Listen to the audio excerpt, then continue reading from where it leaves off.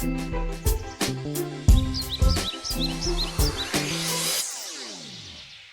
everyone, welcome to Tea, Trees, and Trails, the podcast. I'm your host, Alex, and this is officially season 2. So the only thing that's really changed between season 1 and season 2 is I understand what it takes and what I want to do with this podcast. So I'm still in the same place in my room with the same equipment, but what's going to change is the structure. Every podcast episode is going to have one major theme with maybe some subtopics, but we're going to incorporate a little bit more storytelling. I think storytelling is very powerful. So on top of learning about things, I'm going to share my own personal experiences and hopefully share others, interview others. I'm working on it. I'm also always going to have midway through, I'm going to share the initiative, group, project, person of the week. So somebody that or something that has given me hope or I think that people should know about. And then finally, we're always going to end with a bit of good news. This news can be around climate change. It might just be like wildlife news. It might be heartwarming news, but it'll be something sciencey, naturey. But I just always want to end up on a good note. This podcast is meant to be inspirational and hopeful, but obviously if we're going to talk about climate change and things like that, we're going to talk about tough topics. So this is how we always end on a good note. With that said, the first topic of 2023 is going to be about connecting with nature. So looking at our connection with nature, and our can mean like the community or it can be you as an individual. And the reason I want to start with this is because it is the essence of what Tea, Trees, and Trails is. Like, this is what I want Tea, Trees, and Trails to do, is help people connect with nature. I might say something that really piques your interest and then you go outside. That is what I care about, right? I really want to see people learning about nature, understanding it more, because the more that we connect with it, the more we respect it, and we really need that going forward. So that's what I aim to do. So we're going to talk about how we became disconnected from nature. We're going to talk about how we find our way back. And we're going to talk about making it a priority. And of course, we will talk about the organization of the week, some good news, and I'll tell a story or two. We'll see. I'm also going to try to make my episodes a little bit longer. I know people would rather that. If you wouldn't rather that, let me know. I mentioned a Patreon season 1. It'll come eventually. I think I need to get those off the ground first. So there's a couple reasons that I've identified why we've lost our connection with nature. And some of them will be pretty obvious, but I think when you actually dive into it, your own experiences, you realize how you just became so disjointed from something you were so familiar with. And I think maybe my generation especially, I am 27, so I grew up without really like internet and phones, but it then became not only integrated into my life and my career. I feel like people who have experienced that shift can see it much more, which makes it even scarier because people who always have known digital technology have never actually known how more reliant we were on the land, or understand how reliant we still are, because there's this knowledge barrier, right? We don't see it. We're not exposed to it. You have to go out of your way to learn how the land benefits you, unless you are somebody who actually visibly observes how they benefit from it. So that's in terms of technology and social media, not only just like being on screens all day, but chasing technological advancements. Obviously, tech advancements have done a lot of great things. They have. I mean, I'm speaking to you right now. But at what cost? And because we're chasing this advancement, because we know we want all this AI, we want all this big technological things, we think that is how we become the ultimate human. I don't really know why we do it. The point being, we chase this like progress to the point where we're profit driven, and profit driven makes us not even pay attention to the impacts. We look at the results. We don't take our time. We need to make that money by the end of the quarter or someone's in trouble. And that ties into the two other reasons why I believe we've been disconnected from nature. One being hustle culture, and two being socioeconomics. In terms of hustle culture, like I said, we have these strict deadlines. We have to hit these margins. We have to make these profits. We have to be the leader. We have to compete. It's just so much negative energy that pushes us towards some goal that most people don't actually see the benefit from. If you are low on the food chain in a company, their record-breaking profits oftentimes are not going to benefit you. You're not getting a bonus. You're not getting a raise. Let's be real. So you are working and hustling and just moving so fast to chase this profit for them that you are having a hard time even finding a work-life balance. If you are trying to balance taking care of yourself, taking care of your mental health, work, family, things that just make you feel a little bit more whole inside, and then you also have to try to connect to nature, If you don't live near nature, and like for you to go on a hike, it's an hour drive. If you are worn out from work, you're going to become disconnected because it's too hard.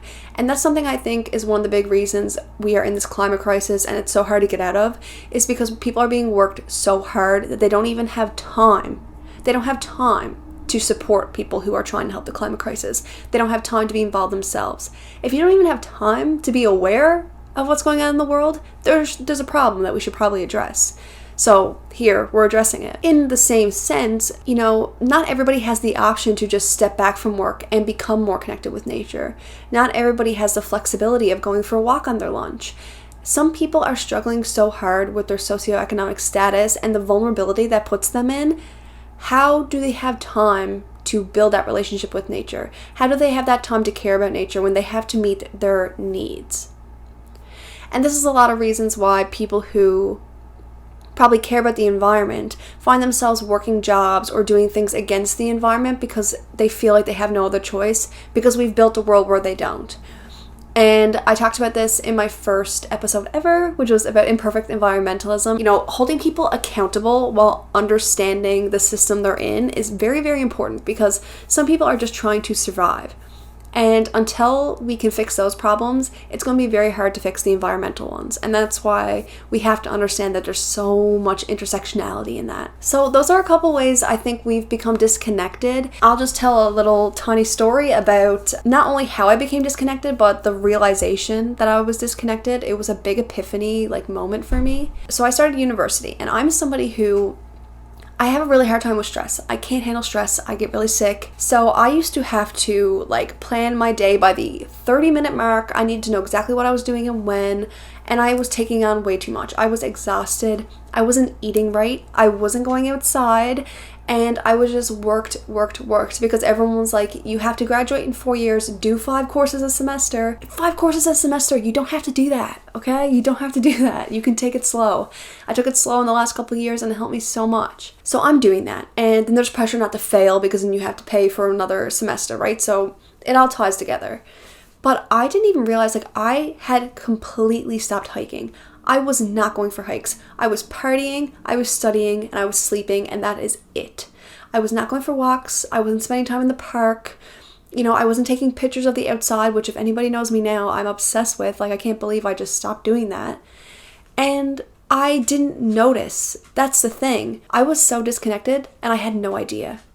I had no idea. This is a topic I will talk about more in another episode and when I start my Patreon, but this disconnect is what led me, someone who has always cared about the environment, someone who cries every time she goes for a hike, into the oil field. This is how someone like that ended up in the oil field. This is how the pipeline of you need a job, you need the best job, you need a job that's going to pay for your retirement, while not even thinking about nature, puts someone like me, who I consider to be pretty environmentally conscious, into the oil field, miserable. I didn't realize until I was offshore and I was working on an oil rig. I would take my lunch or my breakfast, because I was doing some days, some nights, so I can't really remember which meal it was.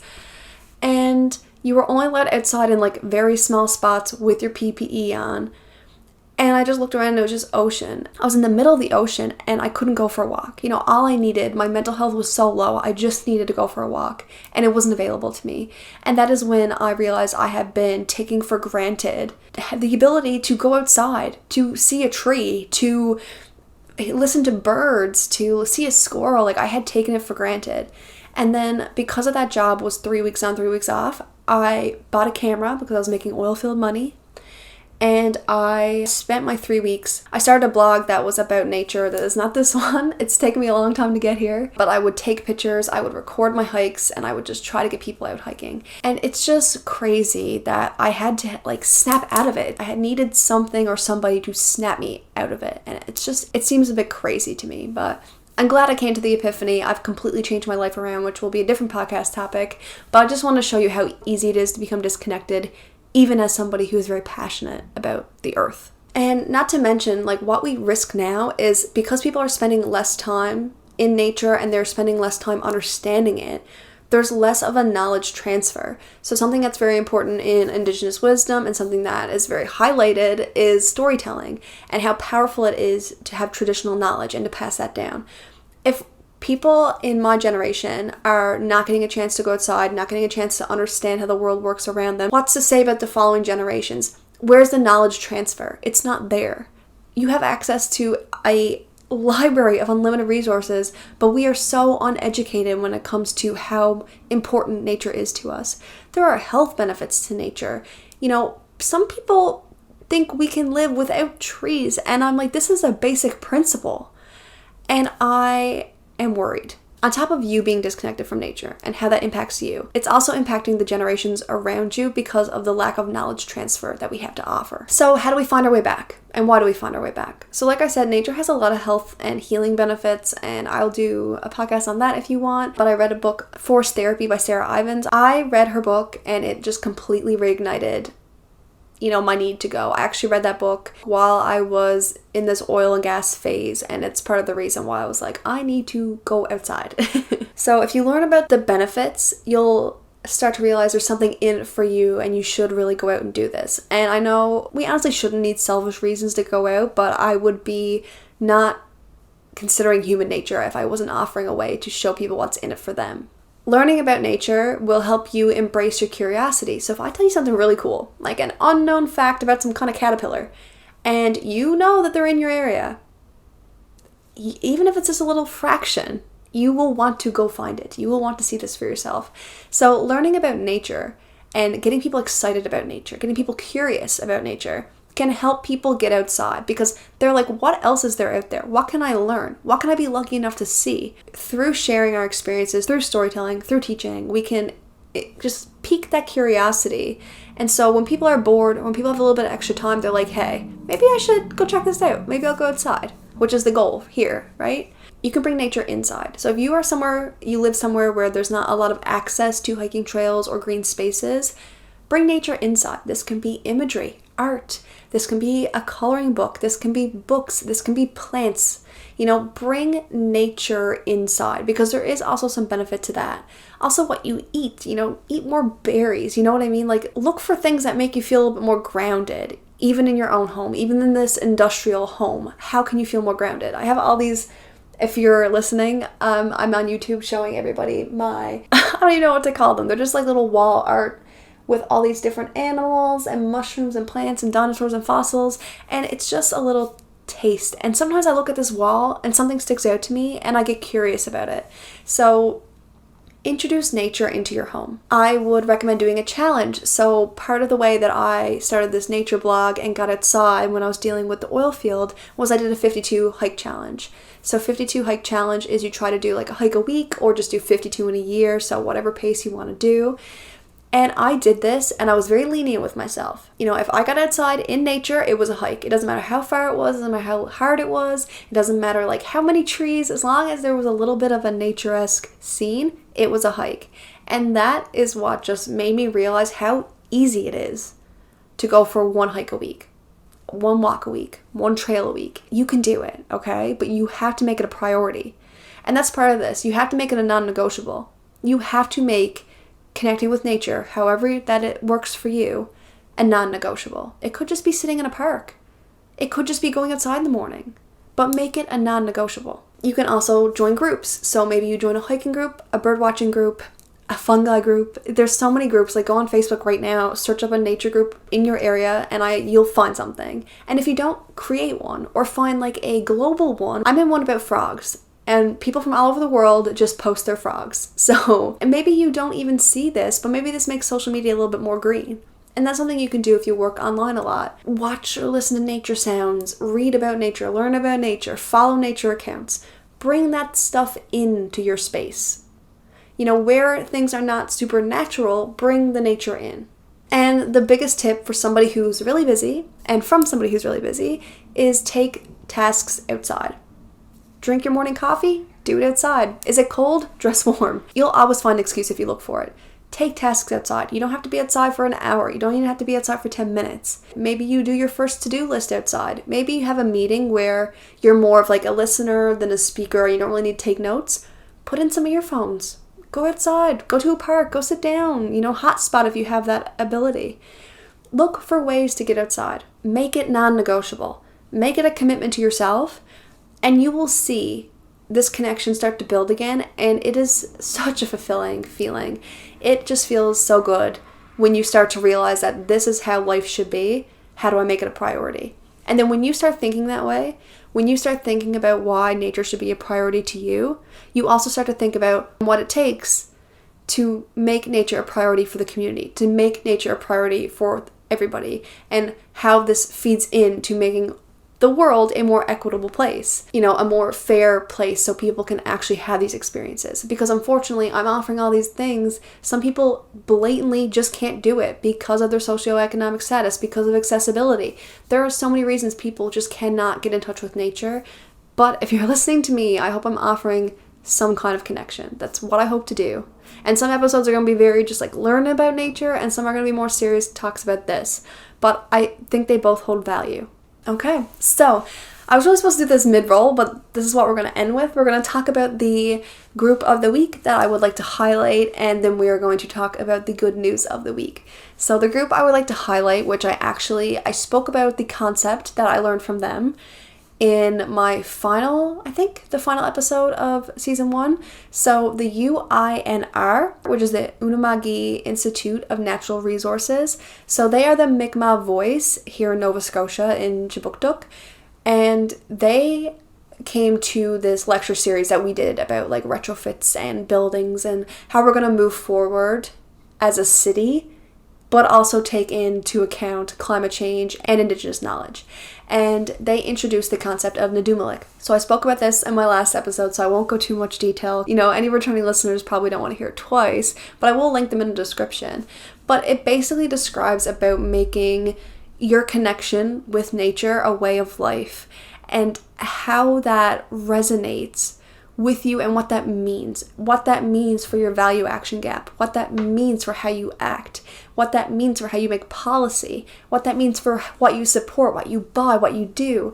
And when they were explaining Nadumalik, they were doing it through storytelling. And there was at one point talking about being out in nature and just being overwhelmed with emotion. And that is something I've always felt silly about when I go out hiking. Like, I'll cry. Like, I'm just looking at the world around me and all I can do is cry.